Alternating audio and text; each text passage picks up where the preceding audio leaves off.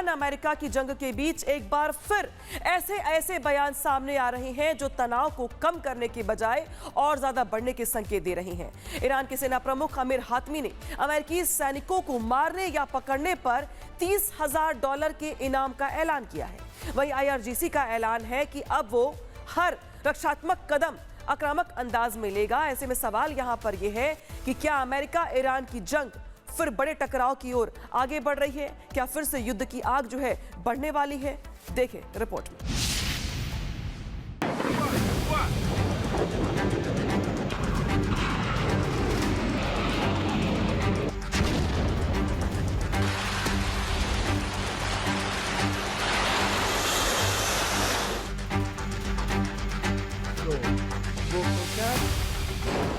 क्या अमेरिका पर भारी पड़ रहा ईरान?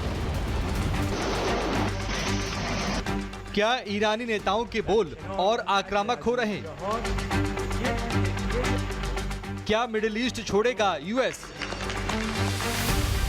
ये तालियां उस बयान पर आई हैं जिसने अमेरिका के अंदर खलबली मचा रखी है। ईरानी सेना के प्रमुख आमिर हातमी ने कुछ ऐसा बोल दिया है जिससे वॉशिंगटन में बैठे बड़े बड़े अधिकारी भी चिंता में पड़ गए हैं। हातमी ने कहा, किसी अमेरिकी सैनिक को मारने या पकड़कर सेना को सौंपने वाले को $30,000 का इनाम दिया जाएगा। अगर ऐसा करने वाली कोई महिला हुई तो इनाम 2 गुना हो जाएगा। यह ऐलान ऐसे वक्त में हुआ है जब दोनों देशों के बीच तनाव कम करने की कोशिशें बेहद नाजुक दौर से गुजर रही हैं।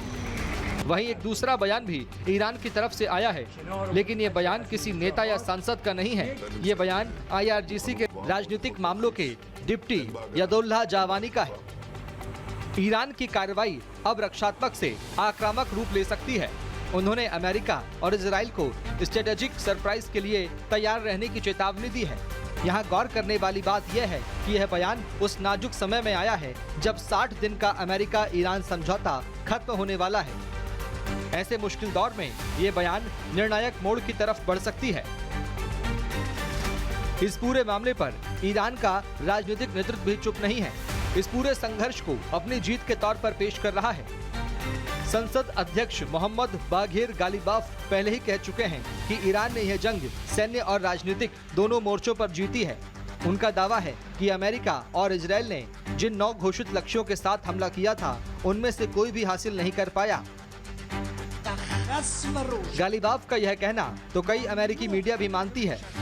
इस जंग में अमेरिका को जितना फायदा हुआ है उससे कई लाख गुना ज्यादा नुकसान, और अमेरिका अभी भी अपनी मंजिल से दूर दिख रहा है।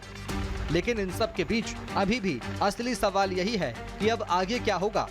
17 जून के MOU में दोनों पक्षों ने सैन्य कार्रवाई रोकने और 60 दिनों में अंतिम समझौते की दिशा में बातचीत का रास्ता तय किया था, जो कि कुछ ही घंटे में टूट गया था।